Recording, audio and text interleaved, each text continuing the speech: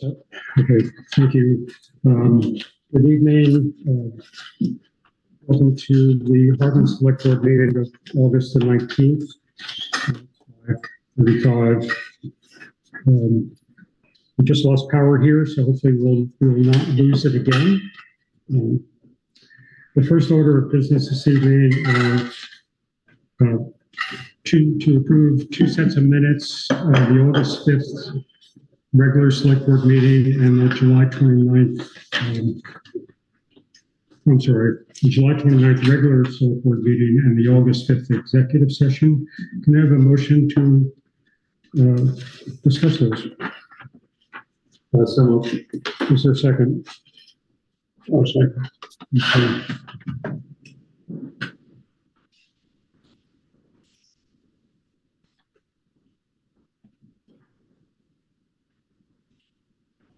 I'd like to have recognized in the minute.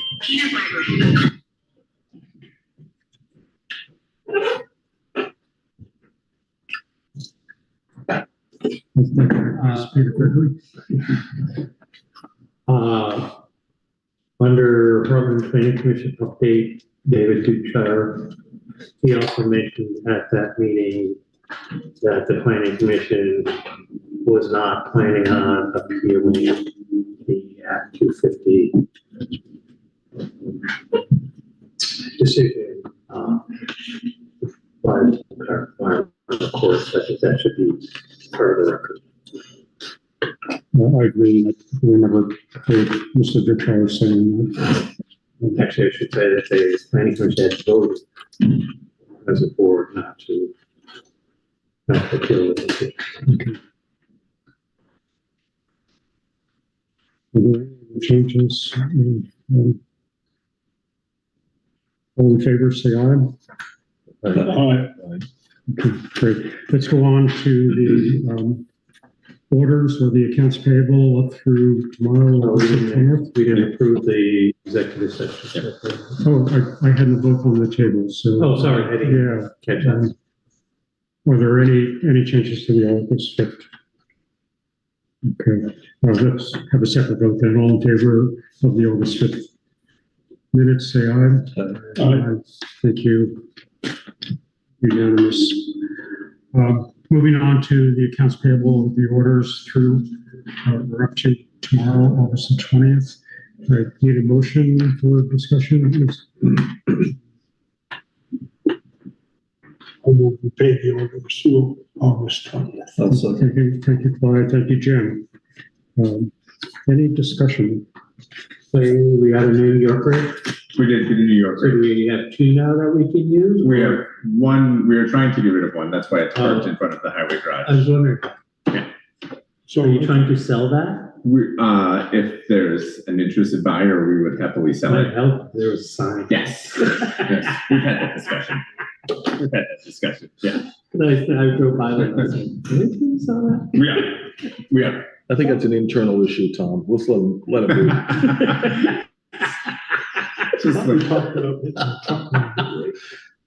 We did talk about getting a truck mounted rake. This is the rake that the highway crew decided to go with because it's of their order of operations for how when they grade.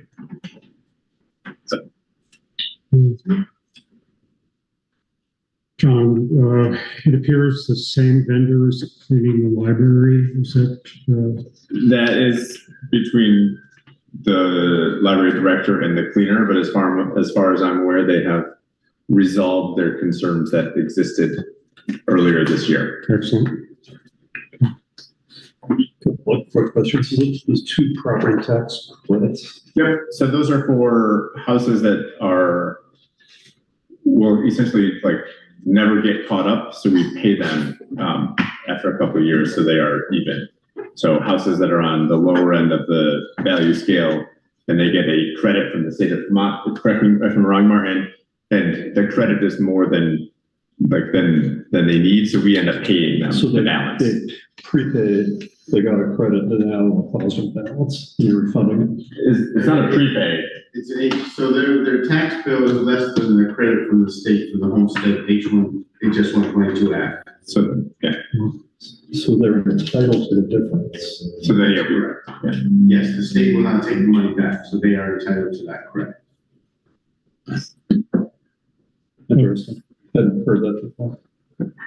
The Ever Valley Trails Alliance, is that obviously a project with the Conservation Commission on page 77? Yep, so the trails at Sumner Falls, and then speaking with Rob there, open, essentially 85% done. There's one trail that they need to kind of go back in and do some more handwork in the coming years, but. Okay, great. Any other questions? I got one more. You guys probably may not have the answer tonight, but the Children's Center taxes. Do you know how much they went up yearly? No, we can certainly find out. I don't. Because I guess since taxes went up, 20 some odd %, but our modest rent increase isn't going to cover the tax increase. We can find out. Okay. All in favor of approving the invoices up through August the 20th, say aye. Aye. It's unanimous. Thank you. Moving on to adjustments to agenda. I would like to add to old business a short update on the Sun and Meade farm store, just so that the select board is up to date with what's going on there.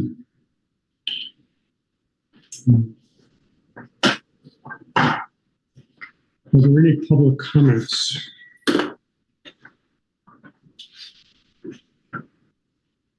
Nope, nobody online. Okay.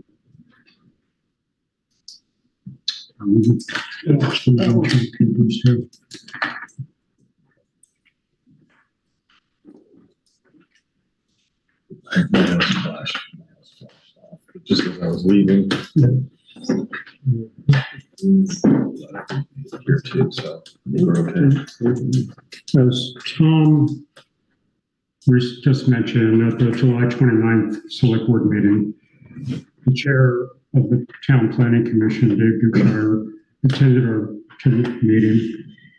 He mentioned the July 17th Planning Commission vote to not appeal the recent court decision to deny the appeal of HPC and Two Rivers, the permit appeal, that is. I recently learned that at a specially called Planning Commission meeting on August the 7th, it was discussed that the HPC rules allowed a revote of the July 17th PC vote, Planning Commission vote. The vote this time was to file an appeal of the appeal all the way up to the Vermont Supreme Court. This appeal was filed by the Planning Commission's attorneys on August the 8th. The attorney at that point also filed for an extension, which was not needed because it was actually in on time. And on August the 13th, Sunny Meade filed an opposition. I find it very interesting that Two Rivers is not filing an appeal at all. I remain surprised that our Planning Commission did not follow the lead of Two Rivers, who has, I would say, greater experience with this. There's no actions for us to take this evening other than to pay attention to see what's coming down the road. As fiscal stewards of the town, I would love to see if we could get an estimate of what a Supreme Court appeal would cost and what impact that would have and what liability the town would have.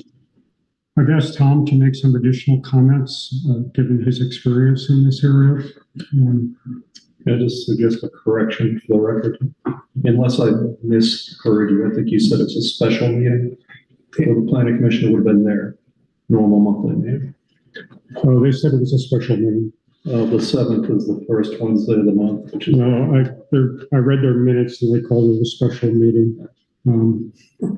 but just for clarification, it's a standard. Yeah, I know, and I didn't go into whether I didn't check to see if it was properly warned or anything like that, but,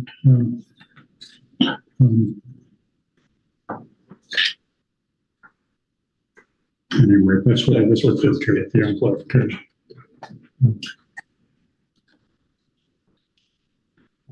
Yeah, I just hold on a second. My first comment is we had a representative from the planning commission just here last week or 2 weeks ago telling us they weren't going to appeal. And that I think as a professional courtesy to us, they could have emailed the chair to say we have had a change, that there was a new meeting and that we have decided to appeal the decision. Secondly, is that it is one thing to appeal the decision to the environmental court. It's a whole nother thing to appeal it to the Supreme Court. And I have the decision here. We are not, as a town, and this is not just the planning commission, this is the town of Hartland that is appealing to the Supreme Court, that we are not appealing in a position of strength. And the environmental court judge made it very, very clear, because our town plan is vague and we lack any type of bylaws to back up the matter of the thing. We're not going to succeed. We're not going to succeed at all. And so, I think in the future, and my experience has been, whenever there's an appeal, generally the planning commission goes out of courtesy to the select board to say, we want to appeal this. And certainly they would come to the select board as far as going to the Supreme Court. I do not know, and I tried to call our office attorney to see whether or not we as a select board can have take any type of action as far as funding this. Secondly, when we did meet with members from the planning commission, we said that we would fund, and I believe we said we were transferring some funds to assist in the appeal to the environmental court. There was never a discussion about appealing to the Supreme Court. So, and finally, we have been struggling with our relationship with the planning commission, and it just doesn't help. This doesn't help with us trusting the planning commission. We need to work together as a community. And as I said to Mr. Dushire at the last meeting when he was here, until we develop a better town plan and we develop some type of bylaws, we are continue to struggle in Act 250. We cannot rely any longer, due to a variety of Supreme Court decisions, on just your town plan. Again, I want this just to make sure, as an information meeting, to make sure that we're all aware of what's happened. I did see this in the minutes from the planning commission. Didn't dawn on me that maybe it would be a good idea to forward it to you guys. Well, I read the article in the Vermont Standard saying how everything was approved, and Yeah, as I drove I read by that as well. with a couple of other people from town, they were asking me, did I know the start date? So this did catch me by surprise.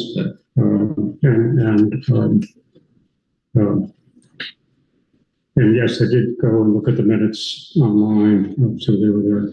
So again, no action tonight. I just want people to be aware that this is a quite significant step for the town of Hartland to be appealing something to the Vermont Supreme Court. And I'll leave that. And I still want to know whether or not they need our permission to expend the funds for an action such as this. And I don't have the answer to that. But Sure. I don't know. I don't know. They haven't allocated. Part of the question would be if there's funds in the budget's been approved, is it now operational budget that's beyond select? Yeah. So they have $5,000. But as Tom said, if we put that money in for the first appeal. I know where you're going. It's fine to do the research. I'm not saying that. Was it for legal fees or was it for, this legal fee? But you guys will figure it out. Their budget says that essentially half the budget is for professional services. That is the broad category under which it falls. Well, that's what budget lines say. Right. So we can, look if you would like to what is see. the amount that's in the budget? It's just more a matter to me is we had this conversation, we had a discussion. And we didn't have a discussion. And we needed to have, and granted, they had some time constraints, I guess. But, I just think it's proper to have a discussion on something like this.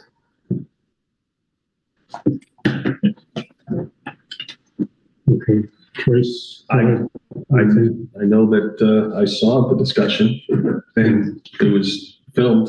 They said they were not going to pursue this. So how's that going to help them? When they go to pursue it. And it's documented that they said they were not going to pursue it. How's that going to help them? That won't have any bearing on it. It's going to be what the town plan says. Right. So whatever actions the board took, that's not going to be brought in. It probably will not be brought in as evidence. Right. Okay. So they can change their mind if they want. I see. Interesting.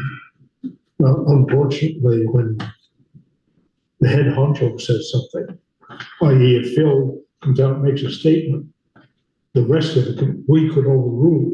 Right. And I'm assuming that members of the planning commission didn't like it and didn't want to agree with what Dave said. Well, they voted to not appeal it.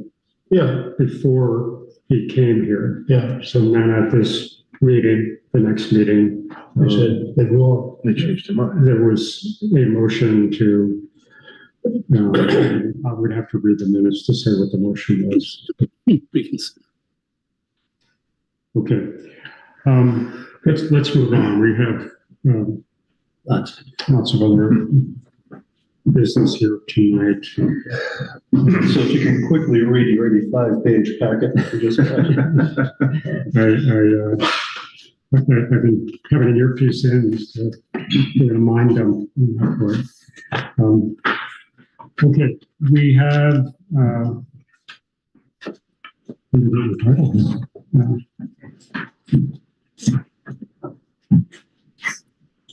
So this is Scott Williams with Pathways Consulting with us this evening to talk about the Quechee study. That's okay.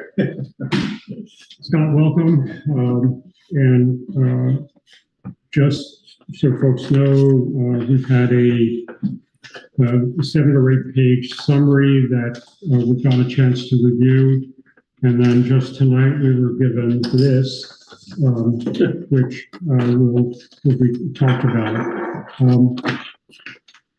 Talking about a use that the town designated using ARPA funding to conduct an engineering study of the Hartland Quechee Road to determine what the best strategy is for going forward to keep that road safe. So, welcome. Thank you. John and I had talked about me providing at least a brief presentation of the materials and kind of giving you the high points. So I prepared some notes here, if that's okay to go through that, and I'll kind of walk you through what we did and the main observations that we used to make some of the decisions and some of the recommendations we did. So as you are aware, the section of Quechee Road is the entire section in the town of Hartland, basically from the intersection right out here at Vermont Route 12, US 5, all the way to the Hartford line. So It's about 31,600 feet, or roughly 6 miles. The main goal of the study was to do an assessment of the roadway and the paving conditions. But we were also asked to look at a few other things like drainage conditions in the ditches, the culverts, slope conditions in some of the steep slope areas, and the guardrails. One of the first steps that we went through to assess the roadway was to hire M&W, and they came out and did 40 borings.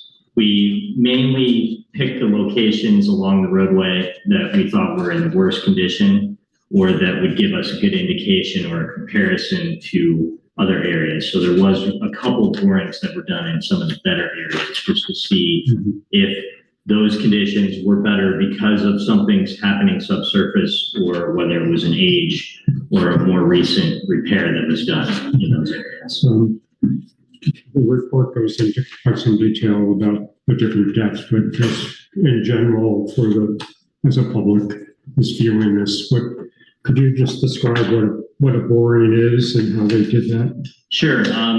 M&W used a truck-mounted boring rig, which is basically a large, construction vehicle with a drill rig on the back, and then they drill down through this pavement. It's about a 2-inch or 3-inch diameter hole.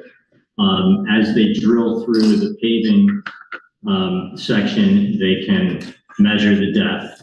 And then once they get down below the pavement, the asphalt portion of the roadway, they can drill with what's called a split spoon. So it's roughly a 2.5 foot long section that when they drill through it, it has a hollow core. So they're able to open that up and take a soil sample from that. So that's mainly done so that as they get to the different depths, they can determine what the composition is.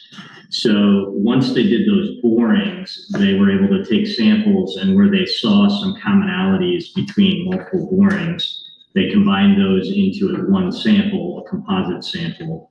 And then they did some laboratory testing to determine like how much silt was in it, how much gravel was in it. Was it mainly sand, or was it sand, gravel, and kind of come up with the laboratory results that are in the report.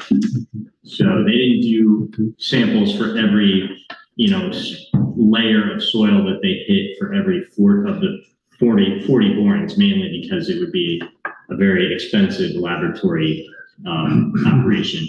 And there's a lot of commonalities that they found. So they only did that where they felt it was necessary. So that's the idea, to figure out what the depth of the pavement is, what the depth of what we call the sub-base, which is the stone and gravel and sand materials that are immediately below the pavement, the foundation of the pavement, and then the subgrade, which is the material that's below that. And often the subgrade is native materials that are already there that they smooth out, then they put the sub-base material on it, and then they pave over it. So those are the main 3 areas that we were looking at. After the soil borings were done and the laboratory results were done, we did a full visual analysis. So we walked every inch of the pavement for the whole 6 miles and looked at paving conditions, the ditching, and the other things to kind of look for signs of where the deterioration was happening, what might be causing it, and do an assessment of that. All of that information was basically compiled together to prepare this report that I've provided to you. And then we used that to come up with what we thought were some recommendations for the types of repair replacement options for the roadway, and then tried to categorize the entire length of the 6 miles by common sections that we felt were in similar conditions. The one thing that we found that was fairly interesting for a paved road like this is that the depth of the asphalt ranged between 3 to 8 inches. But in 32 out of the 40 borings, it was more than 6 inches deep.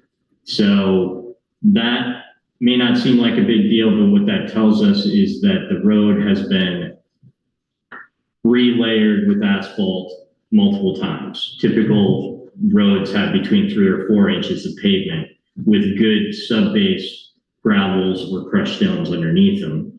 And, often what is done to make the road better is place asphalt over the top of it. But what that essentially amounts to is a Band-Aid fix. It's not uncommon at all for, small towns in New Hampshire, the region, or the country. And it's done for economic reasons, but when you get to a certain point where that's been done over and over, it starts to show up. And I think that's what we're seeing generally over the whole length of the road. So as I mentioned, you've got the pavement and then you have the sub-base material underneath it, which is usually an engineered product coming from typically a gravel pit or something. That sub-base material was classified as a gravelly sand, not the other way around, unfortunately, like a sandy gravel. So it basically has a substandard amount of gravel in it. So it's got more sand than it typically would need to have to really support the kind of loads that the roadway gets and the amount of traffic. M&W found and assumed, based on what they found consistently across the borings, that it was from a single source. So the roadway was probably at some point, the sub-base material was placed where it was coming from the same pit over the years that it was originally built. So there's not a substantial difference from one section to the other of that material that's immediately below the pavement. And that averaged at least 18 inches deep underneath the pavement. And in some cases, it was up to 24 to 30 inches. And then below that would be the subgrade material, which was actually a similar composition, but that had a higher silt content and not as much gravel. So in terms of the sub-base, it's a clean, well-draining material, so it's pretty good for a subgrade. But what this kind of highlighted to us was that it's the sub-base material immediately below the pavement that is the biggest problem. You mentioned silt, so silt would clog anything that's below it. Yes, so when you get to on the grade, the size of particles, you've got gravel, sand, and then anything that's below that, almost as small as you can see with the human eye, that's the silt and the clay material. Okay. So anything below that, we consider, we didn't really go into whether it's silt or clay, but it could be those particles. They don't, when you have over, 10 to 15% of that material ends up dominating the characteristics of the material. So a sandy material that has 15% silt starts to act more like a silt than it does a sand. A sand would be free draining and let the water move around, whereas a silt would cause it to potentially back up or sit in there and not drain. And that type of soil is fairly common in this area. I mean, geologically, it's from Lake Hitchcock or whatever. Yes, often from the glaciers. Yeah, old lake bottoms. Right, exactly. So you see that all over. And also what happens with soils too, as they weather, you start with rock, and as they weather, those small particles kind of settle to the bottom. So it's not uncommon at all for you to have that. And that's why the subbase is so important, is because that becomes the way to bridge the gap between the subgrade materials, which would be extremely expensive to try to replace when you're building a road. So you want that foundation material to be as good as possible, and also not let the silts and small particles work up its way up through it. So I think what we've ended up with here, particularly with the observations of the subbase, is that you have kind of not engineered subbase that was put down to begin with. It was placed on material that was fairly decent, but a lot of that material has worked up because the loads have caused the soil layers to compress, and so a long-term process certainly. In terms of the actual pavement condition, one thing we often see in places is, especially in smaller developments and private roads and that sort of thing, sometimes you get a lot of cracking and fatigue cracking, spider cracking, where it looks like the road is just like scaled, you know, random cracking all over. Normally we see that in asphalt that's aged, where it's actually gotten so old that, you know, what you have is the gravel materials that are, and the stone materials that are in that pavement are all that's left, and the binder material, the asphalt that holds it together, is no longer there. In this case, the pavement condition and age was not poor at all. It was actually pretty good condition. So nothing we see out there is related to the age of the surface pavement that's there. But we pretty much consistently from end to end over the whole length of the road saw a lot of things that were an indicator of movement in the material below the pavement. And that was primarily what seems to be causing a lot of the issues. In some places, you know, the spider cracking and fatigue cracking that we did see where it was all over, it was because the wheel paths on each lane had settled so much that the pavement was just deforming and kind of bending and settling in those wheel ruts, and it was cracking up because it's not flexible enough to, you know, withstand that kind of movement. So we saw anywhere, if you were to take a straight line and kind of draw it from the center line to the edge of the pavement, and then measure the wheel ruts that came down underneath it, we were seeing wheel rutting that was anywhere from 3 to 12 inches deep. Wow. And in some of the lanes, entire lanes had settled next to the steep slopes as much as 1 to 2 feet. So that's a clear indication of a sub-base failure and, you know, long-term problems that have most likely been covered up with previous layers of asphalt. So that's kind of the, you know, the real crux of what we see in terms of why the deterioration is happening and, you know, how bad it is.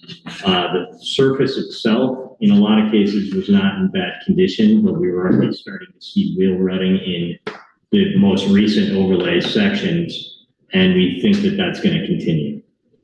So there was a strong correlation between the cracking, the deterioration, and the settling, where there were places that either there was not an adequate ditch next to the road, where there were slope issues, you know, steep slopes that were starting to give way, ponding on the roadways, either in the wheel rutting itself or next to it, like on the shoulder, or places where there are high shoulders where you come to the edge of the pavement and the grass next to the road is actually higher than the road itself, which could be caused by the settling of the road.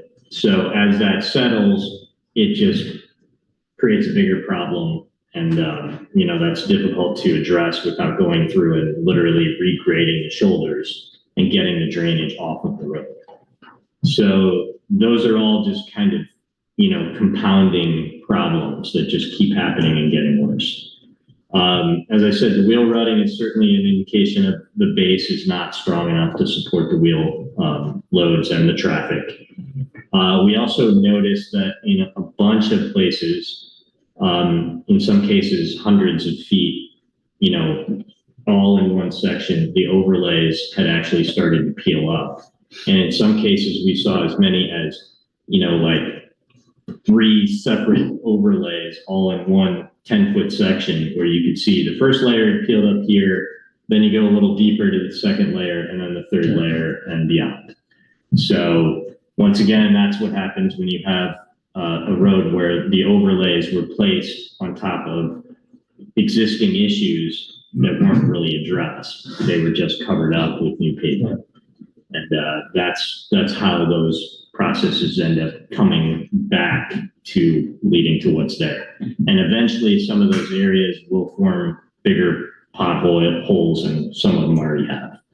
So in terms of the overall categorization, that is shown on these plans. And we tried to categorize based on some kind of critical criteria. The 4 categories are good pavement condition, pavement with minor issues, pavement with moderate issues, and then pavement with severe issues. And those categories are in green, yellow, orange, and red. And the basic idea with the good condition was we were looking for areas that had some cracking. They weren't in perfect condition, or they were imperfect. Unfortunately, there was no perfect areas on this roadway. Those would be brand new repaved areas. But mainly the cracking was limited. It was less than 1 inch deep, and there was very little settling, less than 1 inch. For the minor issues, we kind of categorized that where there was more excessive cracking, but again, the depth of the cracks and the depth of the settling was less than 2 inches. For the moderate section in the orange, those were where the settling and the cracking was anywhere between 2 to 6 inches. And the severe sections, which are shown in red, those are where the either the cracking, the potholing, or the actual deformation across the traffic lanes was 6 inches or greater. And we mainly categorized it that way because those are some limitations in terms of the types of repair or replacement options that you have. And that was kind of why we did it, is to create sort of a threshold that, you know, for a good section, you could go up to this type of, you know, pavement replacement. But if it got worse than that, then you would have to go to another option. So the 4 options that we looked at, and those are summarized in figure 1. Looks like this, and this kind of gives you 4 cross sections looking at the pavement on the side. Option 1 is basically a pavement overlay. So that is taking the existing pavement, you seal the cracks, and then you place 1 inch or 1.5 inch layer of asphalt over the top of it. And I suspect that that's the primary way that this road has been fixed in the past. Option 2 is a pavement inlay and overlay. And what that is they basically use a milling machine that grinds up the top of the pavement down to a certain depth, and then you place new pavement in that. So you're basically cutting into it, and then you're paving over the top of it. And what that allows you to do is take that existing pavement and at least go down a couple inches into the pavement to get hopefully to the bottom of some of the cracking. But again, that type of an approach would be limited based on the depth of the cracking. So that's why that option is pretty much only suitable for the good or the minor pavement issue areas that have been categorized on the plans. The overlay, you could do that in the minor issue sections of the road, but I think then you're just, again, you're doing a Band-Aid fix on top of issues that might be deeper than that. And so I don't think that's going to have a lot of longevity. The third option, option 3, is reclaim stabilized base and repaving. And essentially what that is they use a similar milling machine that grinds up the top 6 to 12 inches of pavement or the sub base below the pavement down to a depth of, I think they're limited mainly to 12 inches with most of the milling machines around here. That material is all mixed up. It's left in place right on the roadway.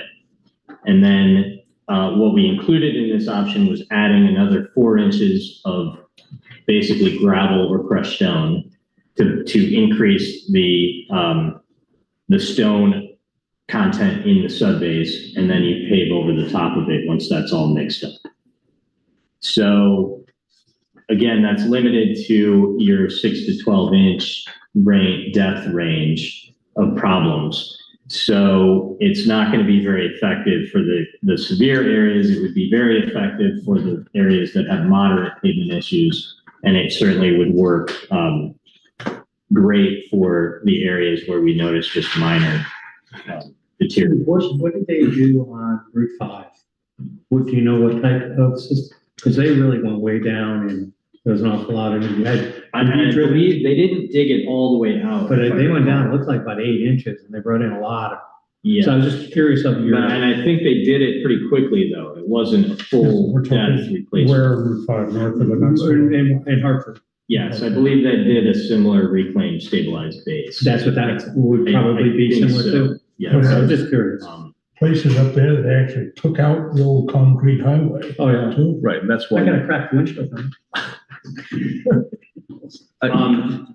Just before I answer that fully, the last option is a full depth replacement, which could go into any depth you decide, but for the purposes of this study, we assumed 18 inches. But that would be where they actually would go down, you know, probably one lane at a time. They would literally peel off the pavement with an excavator, then they would dig down and they would replace the sub-base material.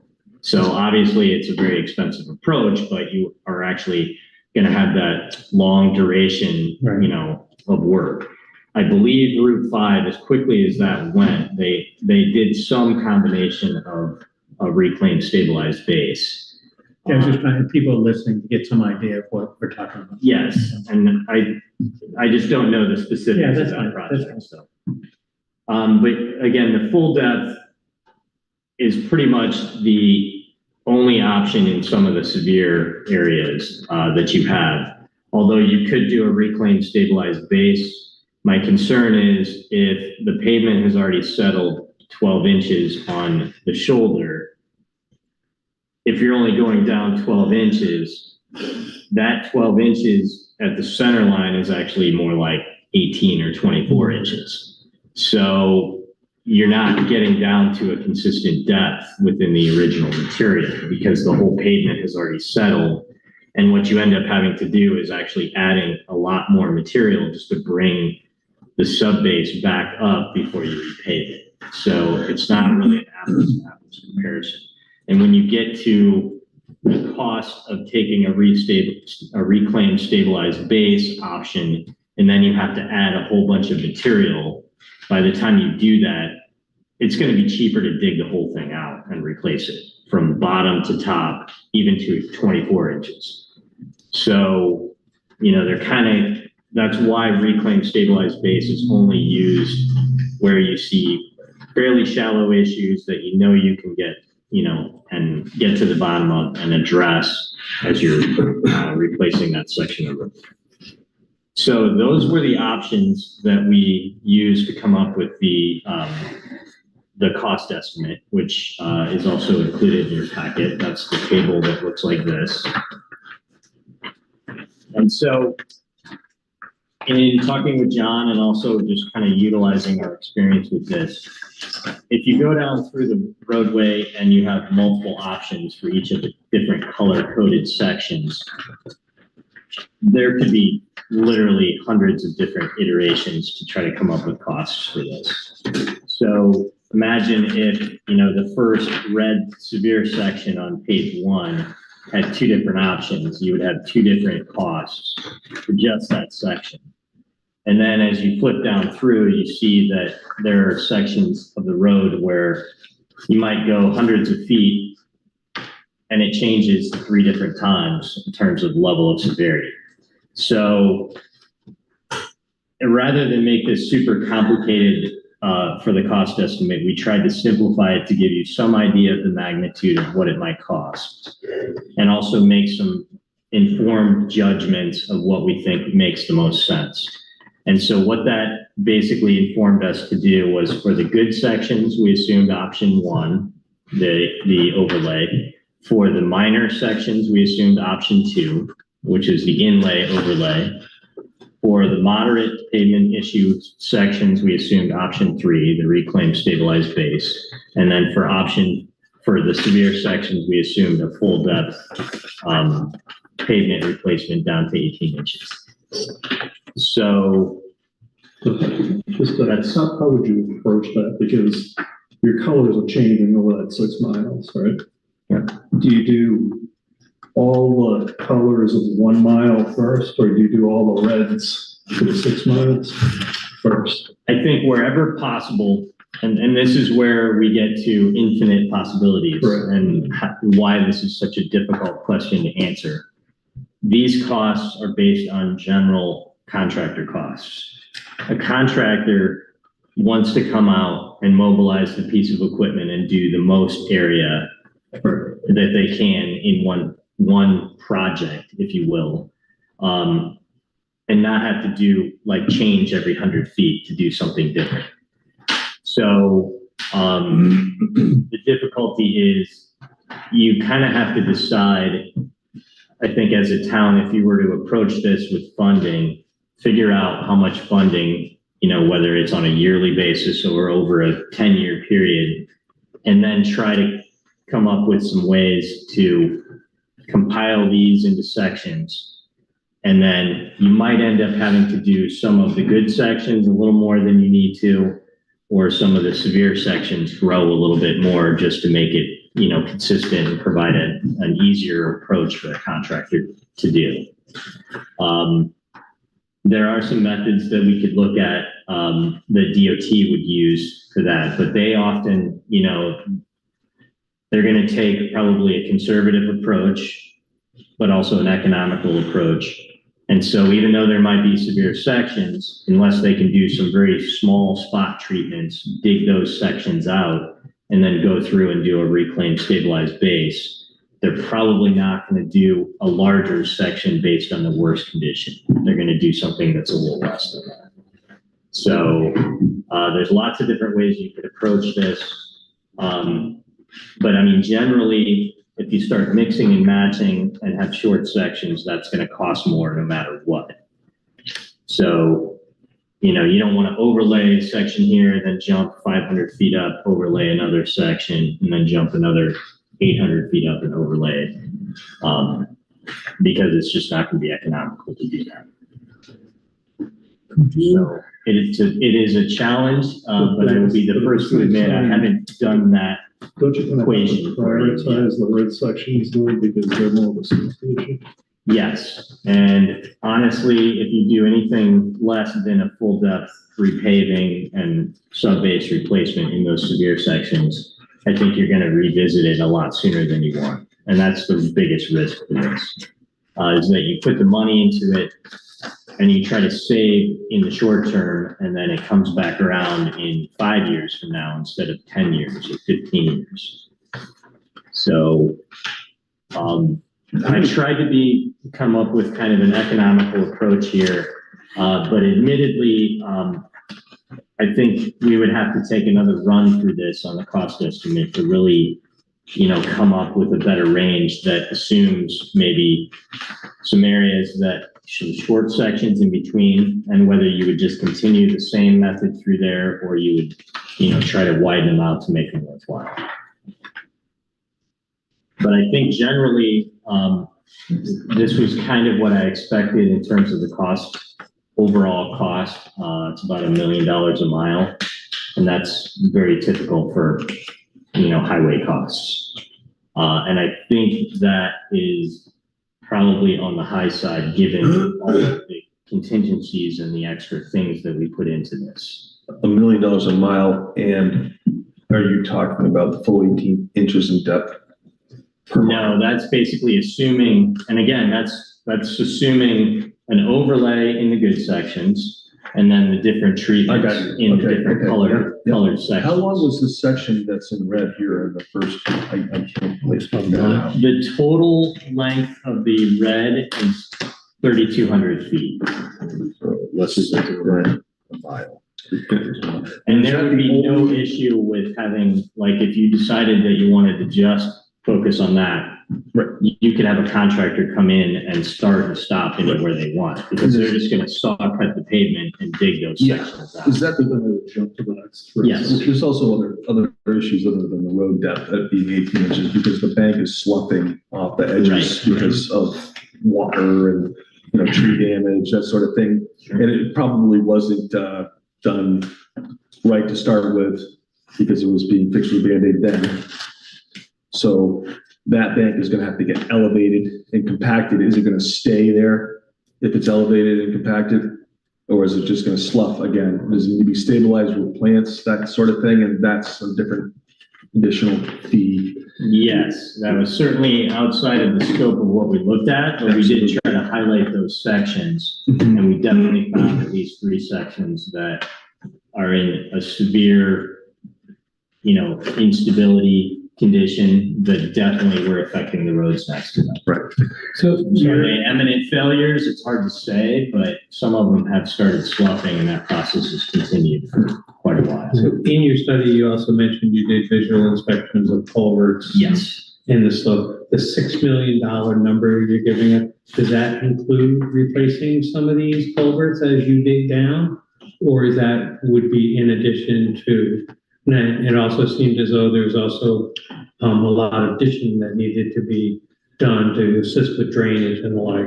So yes, what is your, and granted, this is a very small study you did, so I'm not trying to put you online and say, but is this all in, or is this just for digging up the road and replacing the base and repaving?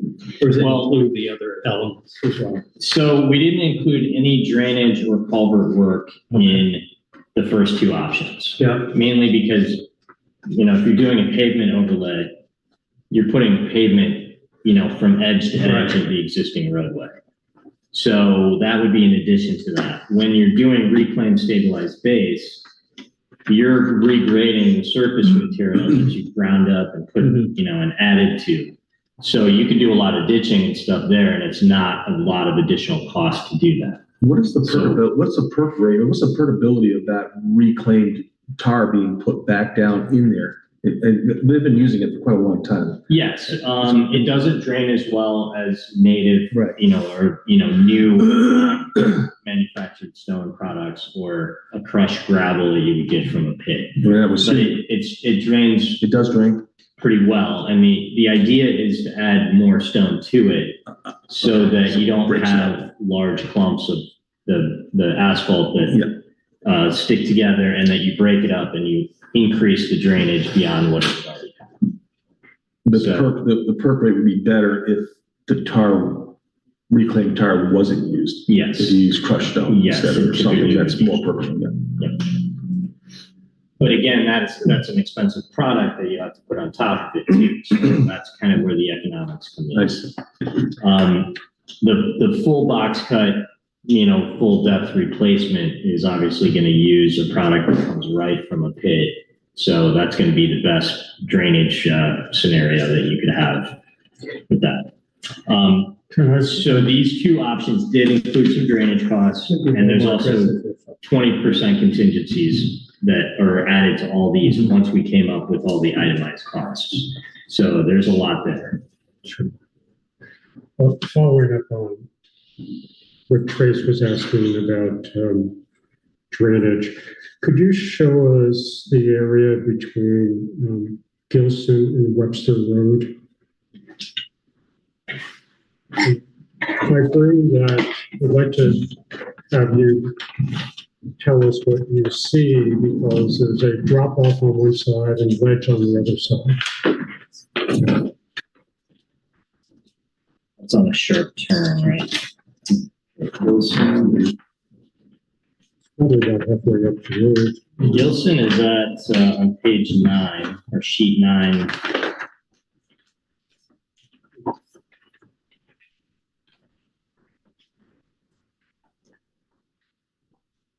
So this is probably the section shortly after that. Sheet 10 goes, yeah, it's on 9. Sheet 10 is where it starts some of the worst. Then it goes 11 as Webster comes in on sheet 11. Back to red. Back to red. Now we're talking about Pavement issues. Yeah, so at station 150, plus or minus, that's on sheet 10, a little bit on the right of the center. That's where it starts to get really bad. And we also identified slope issues at a couple of places through that section. Station 151, pretty much to 154.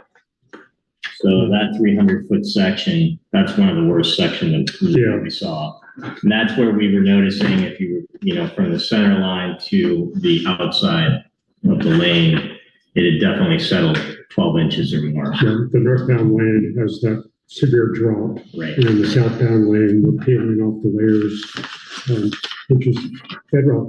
How do you address that? Because there's bedrock on the west side, and on the east side, there's a sheer slope.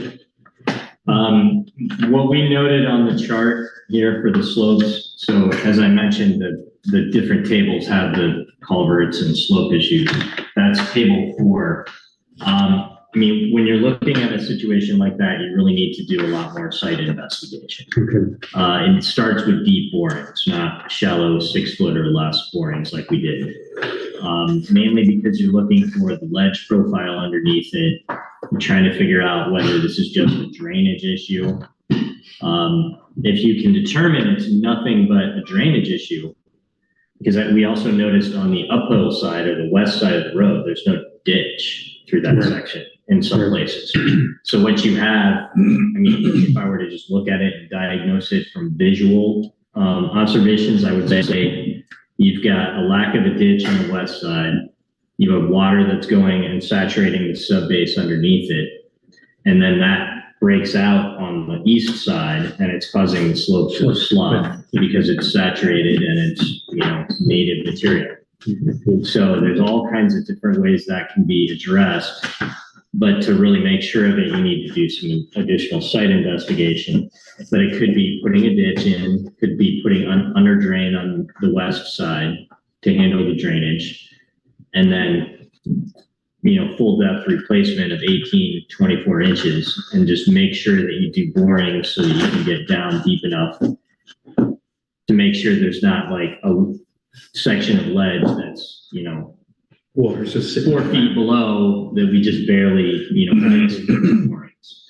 So that's the kind of information you need to know, but there is a strong correlation there between the slope issues, the drainage, and the The other section we noticed was towards the end of the project that was smaller.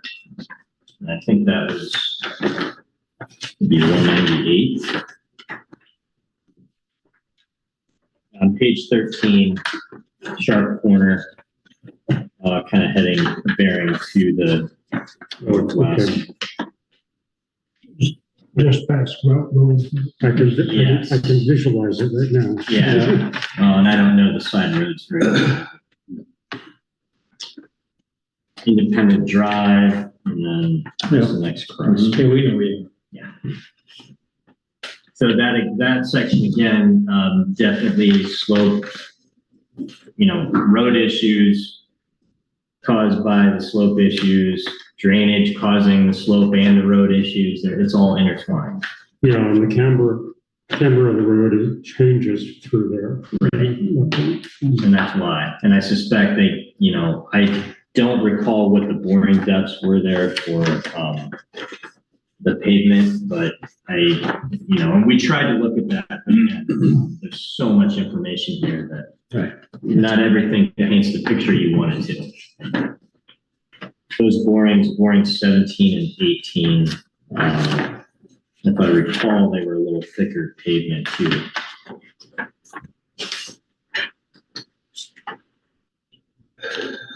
Six, 7 inches at boring 17. So right there, that extra inch was probably put there as an overlay to try to make up. So they might have shinned it up to fill in some of the settling that has already happened. So back to the question that you'd asked, there is some drainage in this. It's not in every option, but I also think that based on what we saw, we couldn't even look in a lot of the culverts because they were so clogged with sediment. So anywhere from 50 to 100% clogged. Some of them we couldn't find the ends. The ditches were overgrown with vegetation, which is typical, but when you kind of dug beneath the vegetation, you could see that they were just clogged with sediment. So that's the kind of thing that kind of needs to be done anyway.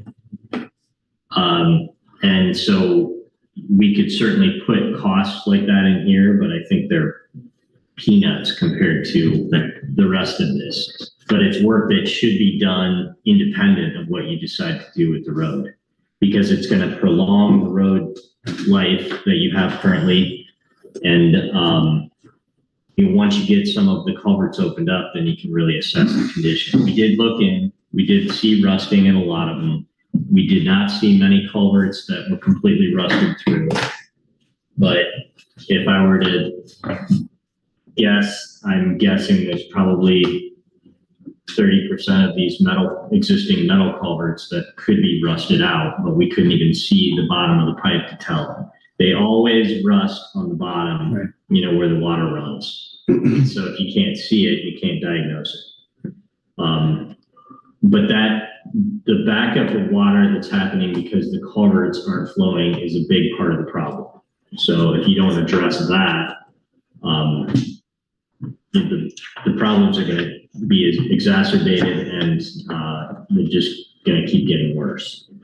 In terms of the ditching, that was mainly looking at digging out the ditches, but also where there were high shoulders, where the road has actually settled below that. So again, that's a greater, going along the road and fixing that. Even if there's not a ditch next to that, if you get the water away from the road, it's going to go somewhere more than it does now. Right now, there's long sections that are ponding right on the pavement, and those are safety issues that should certainly be addressed. In terms of guardrails, we looked at existing guardrails, and most of the guardrail was at least 30 inches high. So the biggest problems we saw with the existing guardrail were some broken connections, rusted sections. Some of those can be fixed. But again, that's independent of the roadway stuff and the paving. We used a general warrant, in terms of whether guardrail is justified or not, of a 3-to-1 slope or greater and 6 feet of grade change or more. So, and that's generally what AASHTO uses for a guardrail warrant. And we had tried to identify the sections along here, and they're actually shown with the boulder, kind of line with the circles in bold type, where we think guardrails should be put in, either independent of pavement repairs or as part of it. But there weren't a lot of sections there. Some of them were even just extending the existing guardrail that was there. And so I don't think that's a huge cost. And then the slope issues, which we'd already discussed. So, in bottom line is I think the drainage is the key to prolonging, the current life of the roadway. And it certainly has to be part of the solution in whatever replacement options you look at. Let me get my terminology correct here.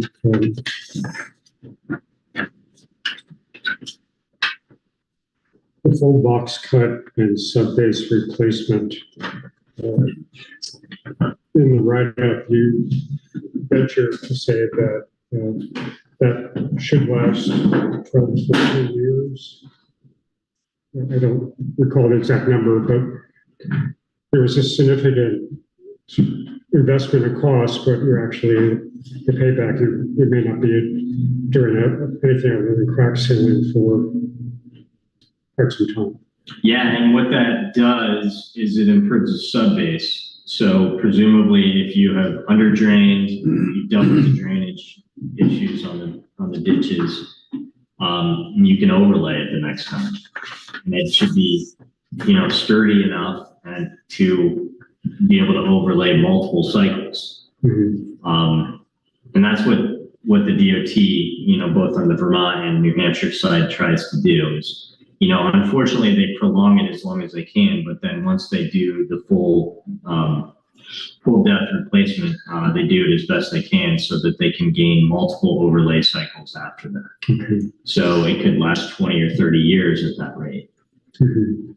Because then you're just limited to if the sub base is in good shape and it's sturdy and it holds up to the traffic that it should and that it's subjected to, then it's just a matter of how quickly that asphalt layer wears out.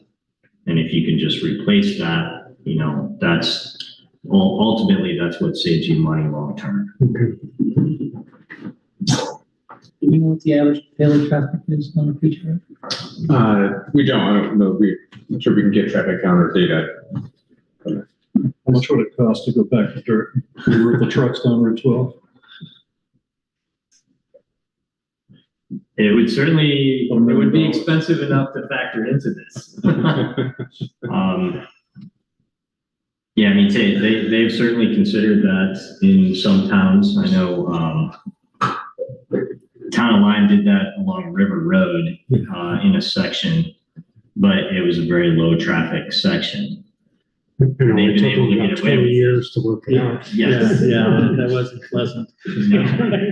No, but obviously with, heavy traffic loads, that's really not an option for this road.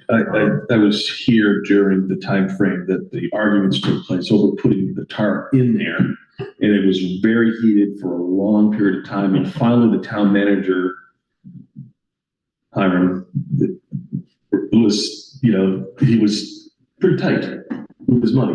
And he finally gave up. There's stories that say that when his right shoe wore out, he wore his left shoe on the right side from another pair of shoes that he had before because he was that tight. So he didn't want to do it. Nobody wanted to do it. And we finally stopped because the cars kept getting stuck in there. In the no matter mud. what we put for materials in there. And there's so much traffic on the road, we had to have tar. That's why that tar. But there was never any base. Well, Pretty much. I was talking to the former owner of the gravel pit where we used to buy our crushed gravel and stuff. And he said they put way too much silty material in as a binder. So you didn't buy top quality stuff to begin with. It's so good, Yeah, I mean, if I were to guess, it looks like the sub-base material below the pavement was put down to be a gravel road. It wasn't put down to be a pavement. Yes, And they never replaced it, so they just they paved. just tarred over that. Sure. No, it was quite an argument in town about paving that. That was about 40 years ago too. Because Yeah, before I was clerk, it was so moderate. The So, last of it was in the 80s, not 90s. No, 80s. so we had this study, and thank you very much. This was incredibly informative and sad. Sad but thorough. Yeah, I think we're going to have the Look, same let me just get arguments. this one more question. So you mentioned before that you thought, as far as contractors were concerned, about doing sections of the road, that you would want to do a section that took on the same depth of reclaimed, refixed. So in other words, don't do a portion of the road that's in red and then a portion that's in yellow during 1 year's time, and just do a section of the same depth of replacement. Is that going to save money because your contractors aren't jumping and bringing in different equipment to do the job? What contractors are looking for is economies of scale, so they can pass those savings on to you. Right. So more of the same type of approach. Right. Longer sections and simplified design. It helps their pricing. So the most unsimplified design is where you have to change very often and do different things. Yes. But over this long of a roadway, I think you can make some assumptions enough, if you had a general budget in mind to get a long stretch done, no matter what color it is. Right. So that is one way that you could approach it. If you decided what your capital budget was that you could afford, and then work backwards to figure out what that gets. $270,000. I mean, I admit it's tough math.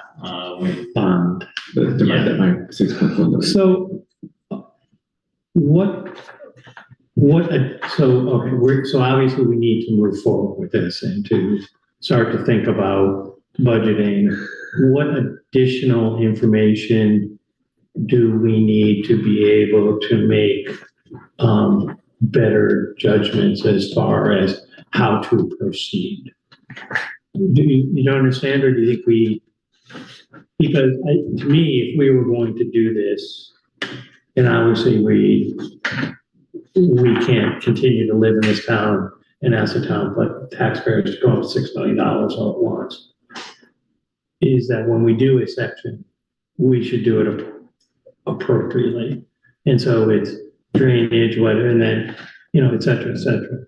But I think to me, the first question would be is, what are probably the most dangerous sections of the road? And, where do we start? I think is really my question, given that we have 6 miles of road. And then what do we need as far as for budgeting purposes? See, because your scope is fairly limited, somewhat limited. What additional work do you think you would need to do to provide us with better numbers, or do you think the numbers we have are fine? You understand what I'm saying? I think I would want to take a harder look at the different sections here and figure out if there is a way to sort of do a cost range on a bigger spectrum, for longer sections. But I think either way, you're not going to know what this is really going to cost until you get some contractor estimates, where you have some kind of a design in place to get to that point. But I think there are lots of scenarios that if you as a board looked at this and said, okay, look for patterns in this and look for sections that the green sections don't need to be done. Nothing needs to be done right now. There's not many. So there's not many. So that knocks off, you're down to 2.1 million or 6.1 million. Sorry. But I can. So there, I just saved you a lot more there. I can Crack tell ceiling. you, the latest green section on the Quechee Road is covering some pretty horrendous stuff. Yes. So it's just a matter of a year or two before that begins to come apart. Yes, but the approach, has worked for however long it's been there. And I think it's been more than a year so that it's been there, right? So, so I think what makes the most sense is look at the worst areas and try to address those. Because those have guardrail issues that are a safety concern. They have slope issues that are not going to get better no matter what you put there. You can throw, if it keeps getting worse, it's kind of a sliding scale. At some point, you're going to be throwing so much pavement on that. I've seen sections like that end up being 18 inches thick before they actually get paved or, repaired correctly, because they just keep layers over it. And it settles so much that you patch and shim it up to make it drivable. And then 5 years down the road, it's that much worse. So that's what I would focus on is, the worst sections first. And, it's kind of a waiting game to see what happens in the green and yellow sections. But I'm not seeing, if you deal with the drainage all along, as part of, some regular activities over the next couple of years, I think you're going to be able to prolong some of those sections. Great.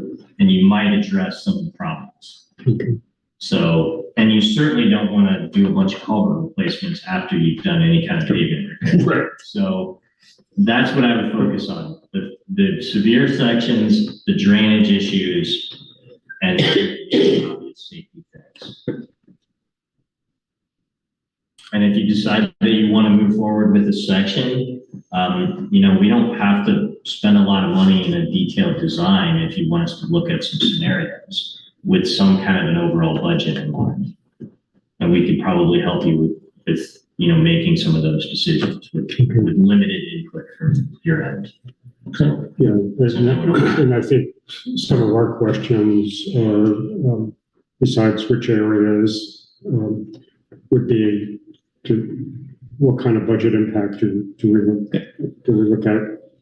On a yearly basis, we're going to do something, or So it's really exciting to have, full bond, so it'd be exciting to have you here, because I have so many questions I could ask you. But so what are the things that I see happening, and tell me if I'm wrong, but when your drainage swales are, are plugged, saturated, and your culverts are plugged, and the water permeates into the ground under the road, and then you plow the road off in the wintertime in January, your frost line gets driven down 4 feet. And then you get movement from stones and other things that get driven up through the soils that we don't even know are there. That's why I always wonder, 18 inches, going down 18 inches, when we know 4 feet is where the frost line lies when the road is plowed off. Other places, like in the woods, and there's snow covering the ground, the frost line doesn't go down that deep, but on these roads, it goes all the way down there. And that's why in our dirt roads, that's why the culverts have to be cleaned. And on the swales on the side of the road, they have to be cleaned, because the water builds up on them and the water becomes level underneath the road, and then it freezes and it expands and contracts. Yeah, if the water sits in the subbase, it's subject to freeze Right. thaw. If it's just, normal ground moisture and it does subside over time, even in the winter, it's gonna be much better off. So lack of ditches and water, places where visually you can see water sitting on the road, it's obviously going to be sitting under the road too. Right. And those are the areas where we saw the worst kind of conditions. So even with our non-tarred road spaces on our dirt roads, our drainage swales are at the same height as the road, so the water is stuck under the road and it causes the potholes because you're running over it. Right. Was it capillary action that draws the water up? Definitely. And you can imagine the wheel loads too. The pavement doesn't move. It's designed to be flexible. So you might have some pumping action.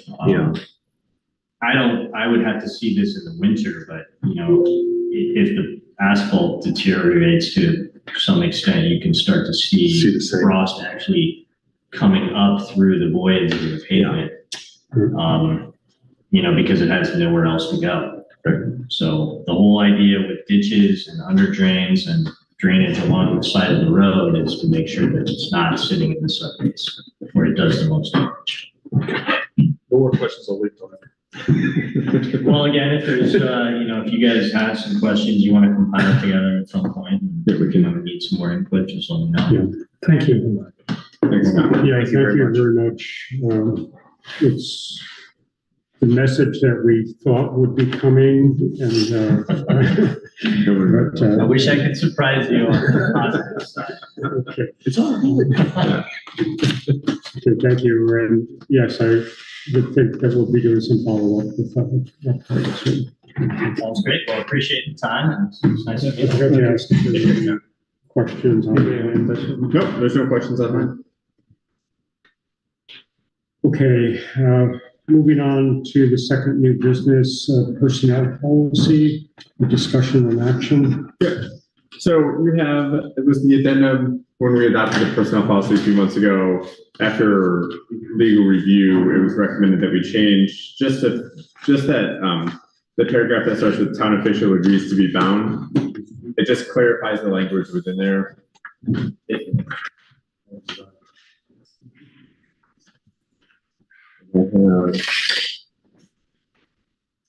The recommendation from the attorney. So the one we're looking at is the existing one? This is the new one. The one in the packet is the new one? Yes, just the one in the packet is the new one, the revised one. And all it does is kind of clarify some, that language where it says elected officials are bound to the personnel policy.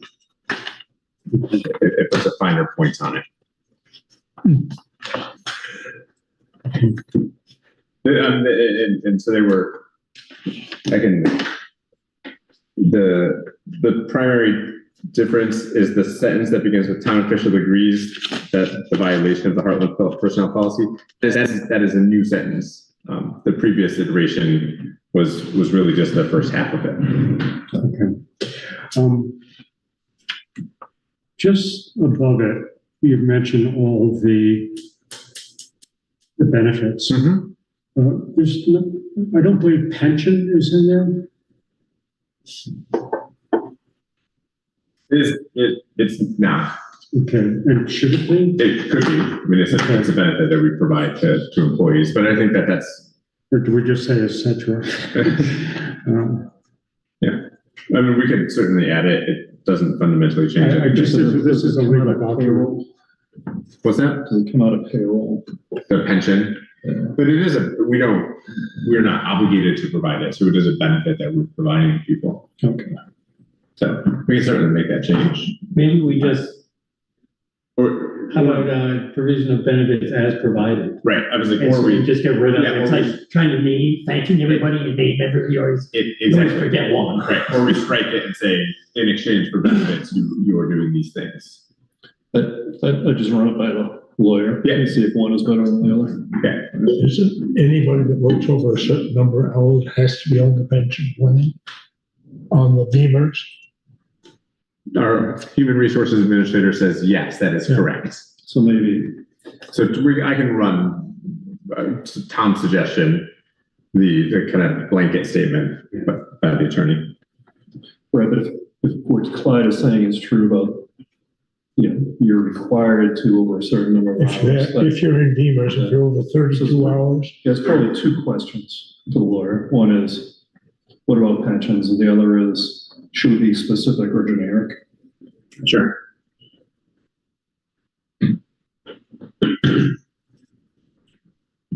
I think a benefit is a benefit. Yeah.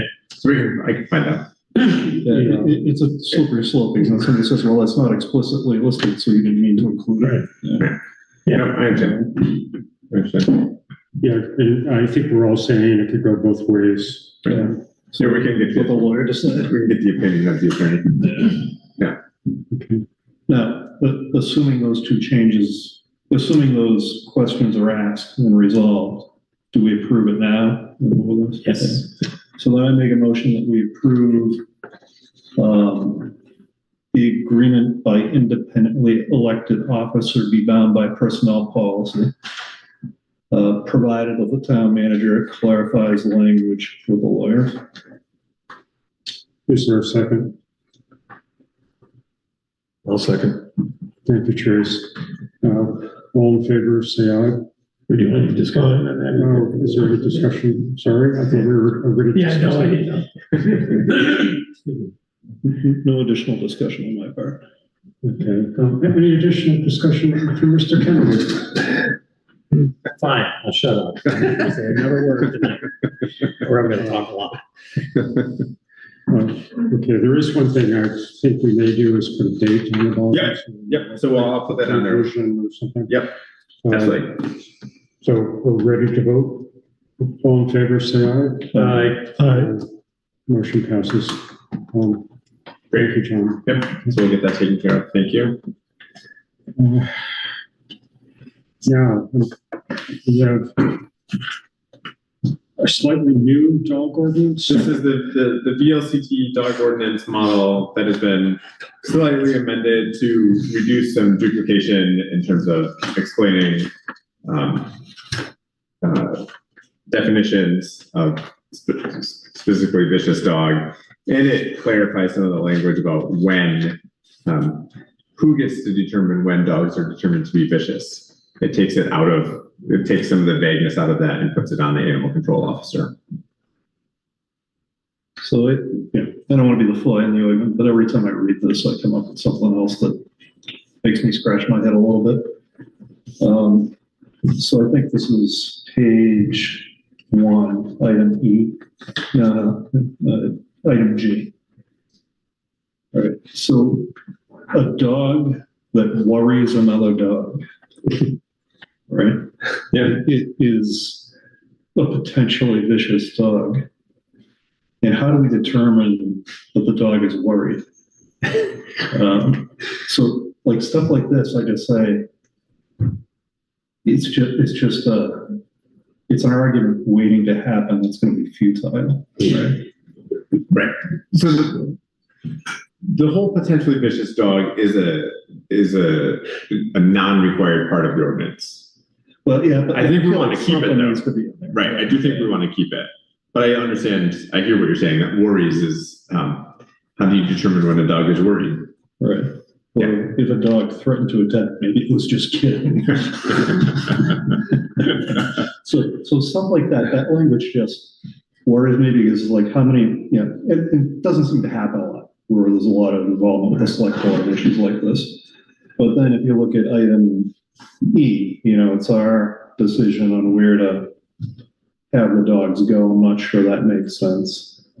And if you skip way down, right? Wait, About impoundment. Yeah, who would make that decision where they should go? the animal control officer. We could, I think that is one of the things that could go either way. I mean, I would think that the board would want to have some say. But So just an example of something to look over, see if you're comfortable with, right? If you skip down to section 10, there's a whole process in there that the select board now gets thrown into. 10, section 10, Yeah. on the last page, potentially So vicious. now, so now we become an adjudication board for dog complaints. I don't know if you've been following the Valley News. They've had this thing and it's been going on like literally for months. So yeah, these are very difficult issues. People love their dogs. Right? I mean, we have a process where we got to make determinations within 7 days. We have to have hearings. And it's at the select board level versus the animal control officer. I just don't. We certainly probably would take a recommendation from the animal control officer, but I don't think we should leave it on their shoulders to make that. That's a little unfair because it's going to cause quite a bit of. The response may not be very positive. Correct. I don't know how you feel about. No, I agree, especially as someone who is not volunteering. We do pay the animal control officer, but they're not a town employee. They are, otherwise full-time employed. It does put a lot of pressure on a single person. I do like the idea of having the board the select board engaged in the process because it's the 5 of you versus a single person making the determination. Not opposed to this. It's just a very different process than our old dog ordinance. But I think the purpose of this dog ordinance was to take some of the vagueness out of the old, the old ordinance didn't have this language. It didn't point people to the board. So if we get a dog complaint, we have 7 days to investigate. Are we able to do that as a select board? Move that fast on an issue? That's section 9B.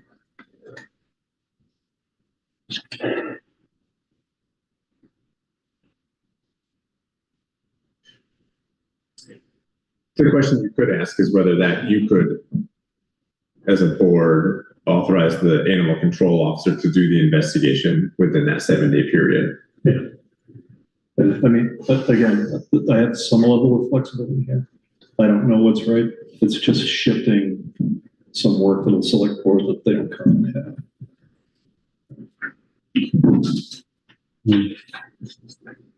Well, potentially vicious dog.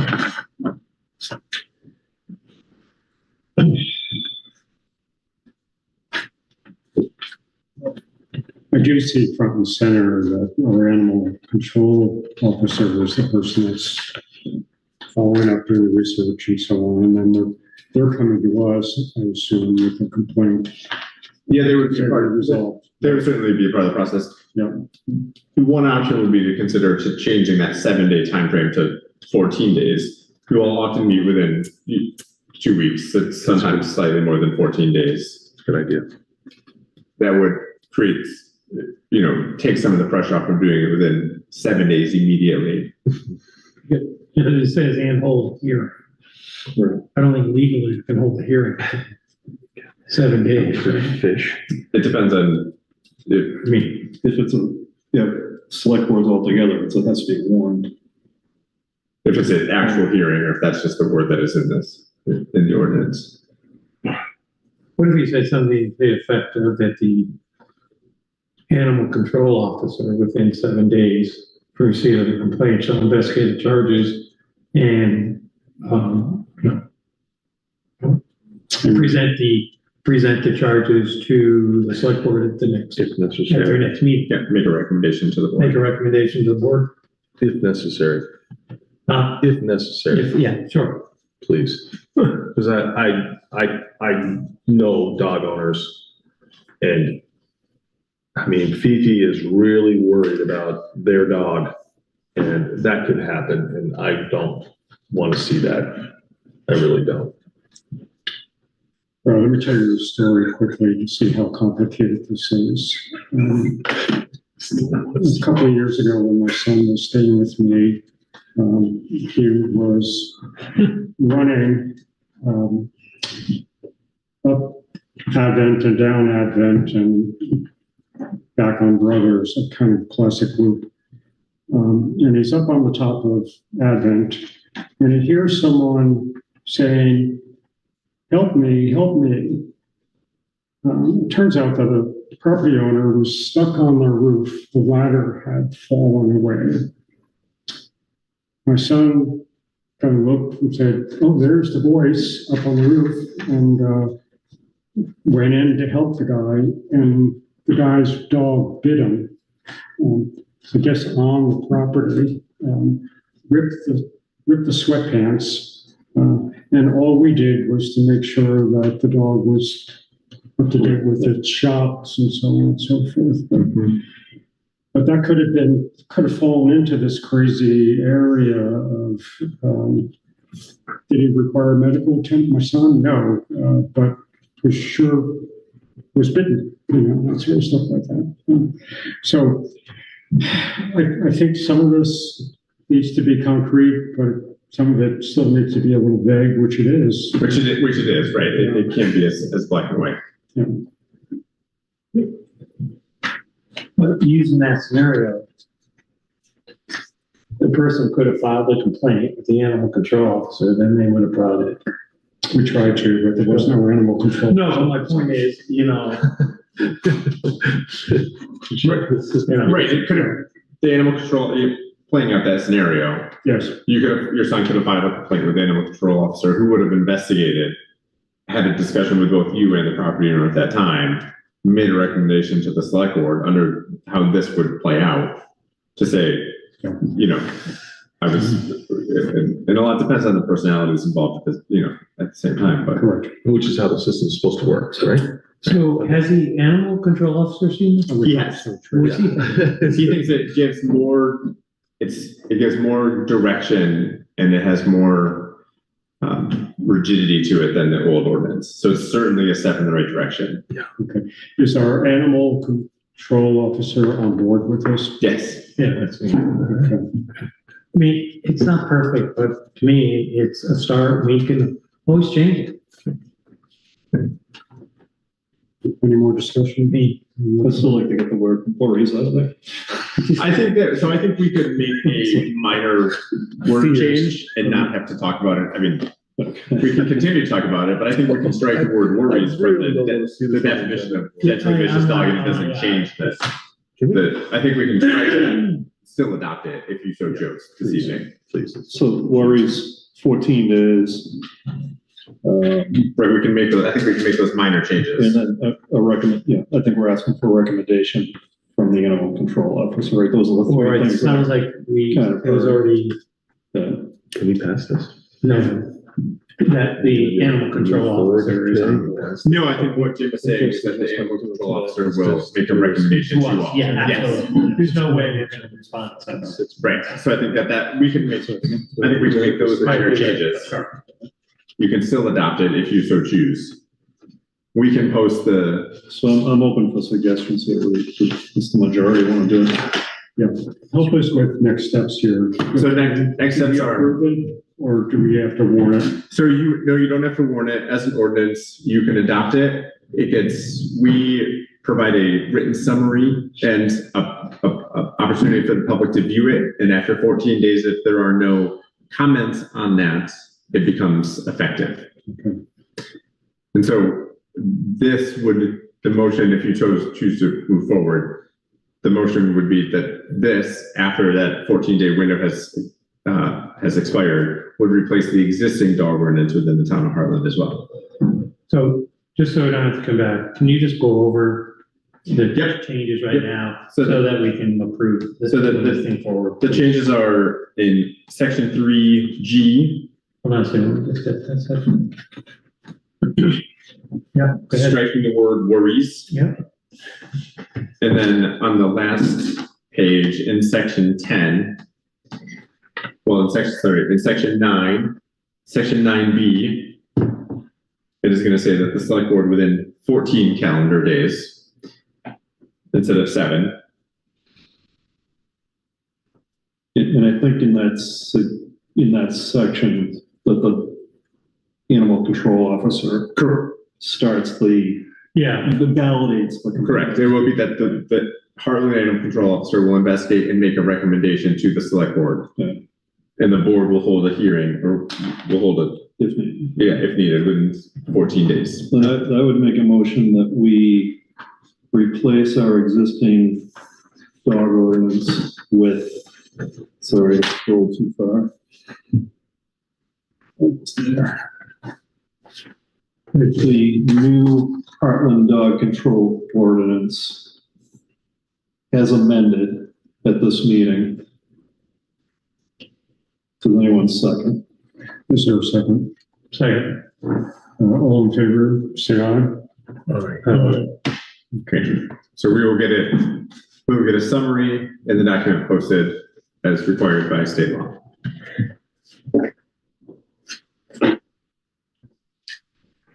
Okay, moving on to the town manager update. Great. So we were approved for that, the Vermont Institute Transportation Structures Grant, which we had discussed a few months ago. So it's $18,000 plus 10% match. And that's to do engineering on the culverts for the Jennyville Road at Densmore Hill, the old stone culvert that goes under Jennyville there. So we can do the engineering on that. With that engineering, I've also begun, about halfway done, with an application to find funding for that under the FEMA Hazard Mitigation Grant Program. So we could potentially see that project being done, hopefully next summer. So that's good. We did, however, we did get a notification from FEMA, as all towns did, that essentially their fund that they pay for disaster recovery with is out of money. So until there is a reallocation by Congress, we will not be seeing our money from FEMA. It's not just us, it's all towns. National. Yeah, nationally. And this happens every handful of years. So this isn't new territory, it's just a delay.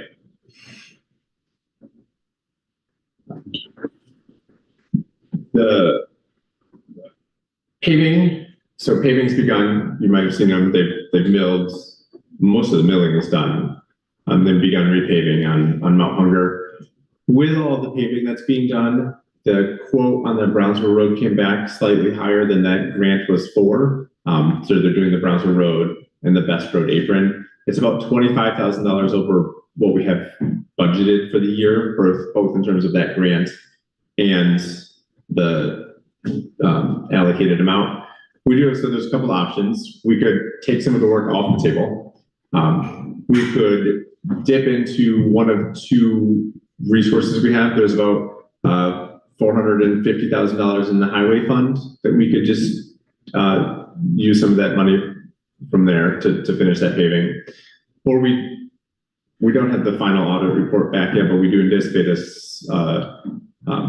surplus from this past fiscal year, which we could use some of that to pay the paving. But surplus which is true, yes, I agree. That's primarily the ARPA surplus. No, this is the sale of the Coley property. This is interest that unexpected interest that we got on investments over the past year. Just between those two things, it's about $150,000. And then, so I think it's fine to take money from any place, whatever you guys. It's not gonna get cheaper. It's not going to get cheaper. Right, we should not, I think we should delay the work. No, I don't know. But I think we still also have the question of, We heard earlier. we used the bond, we used our grant money. How much money do we need to take from the highway fund to cover the remaining costs of Three Corners. Right, so the highway fund will have a deficit this year, in particular because of the lack of money coming from FEMA. How much would we need to take from the highway surplus to cover the rest of the Three Corners? We don't know at this point. We're still waiting on 2 final invoices from folks. So Comcast has not provided us the final invoice, and which should be, you had the estimate, somewhere in the $50,000 range. And we expect a final invoice from GPI, but that should be for no more than 5 hours worth of work. I don't anticipate us having a deficit in the Three Corners project. I believe you, but I don't know how that's true since like back in February, we had already spent the grant money and the bond money. So we could, I can provide a summary of where we stand at the next meeting on the Three Corners project, if that would. I don't want to speculate. Right. On some numbers. Agreed. Do you have so circling back, and we can come back to this, but do you have a preference using the highway fund or the anticipated surplus from last year? If it's for Three Corners, I think kind of what we agreed to was that it was, when we kind of went through this whole thing and, wanted to approve the project, it was intended to come from the highway surplus. I don't know if that's the best thing, but I think that was the intent of the project. Correct. But this paving isn't part of that. So you're saying use the surplus for the paving?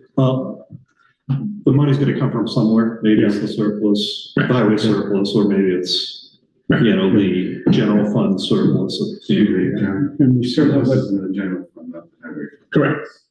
But there's I don't know what the correct name is, Mark. There's a highway reserve. Yeah, Right? it's not reserved. That was gonna, It's a surplus, highway surplus over the years. so that was gonna be used to cover Three Corners. Three Corners, yes. But it's also legitimate to cover a highway Right. project. So I think your concern is that we need to make sure that we're not going to overspend that money. I think we just need to know. Yeah. Right. So that we Okay. make the right decision. Yes. Maybe there's some value in keeping the money there and using it out of the general fund. Sure. Okay. And we still have the pedestrian lighting. We still have the pedestrian lighting. Correct. So paving.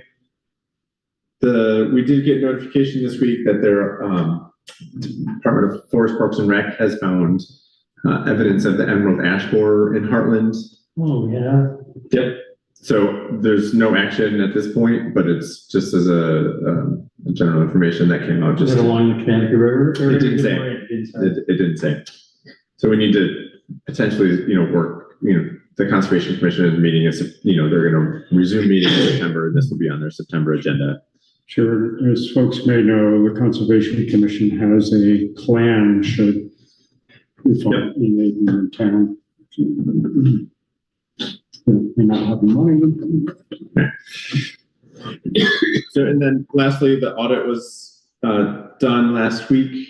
In your next packet, you'll see 2 drafts from the auditors.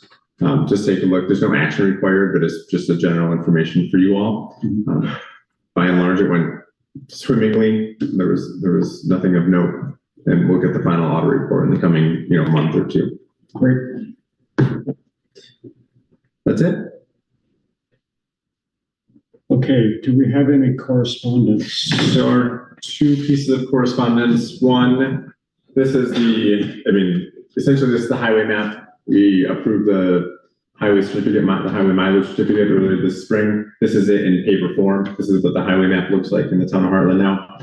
It came just today, if you want to take a look at it. If not, it's in the vaults as well. And then a letter from MSK Engineers, who is doing, looking at water systems across the state of Vermont for, I believe it is copper. And they're working with water system operators. So they're working with the North Hartland Co-op. We own a property, the old North Hartland School, that is associated with it. So they need to come to a visual inspection. It's a matter of opening the door and telling them where to go.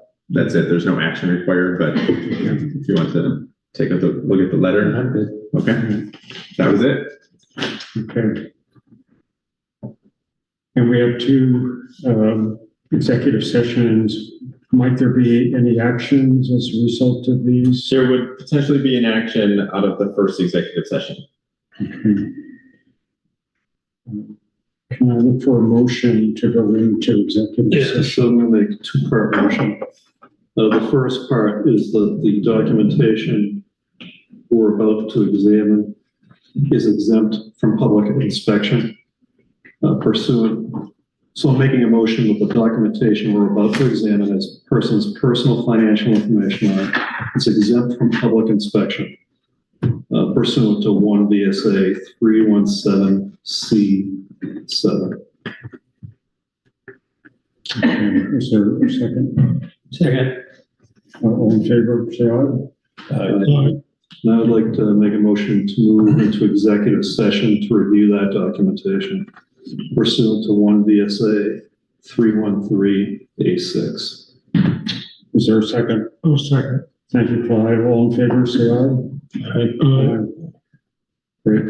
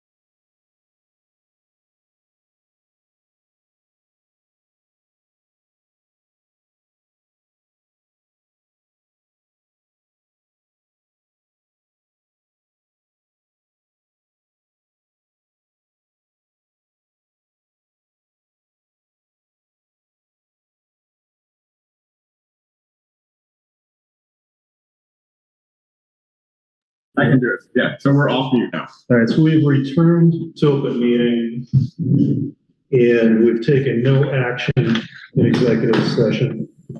We have a slight agenda correction to the statute number for our next executive session. I make a motion that we enter executive session pursuant to 1 V.S.A. 3133 to discuss employee evaluations. All in favor, say aye. We need a second first. Second. Then one. Okay, all in favor of, say aye. All right. Okay, so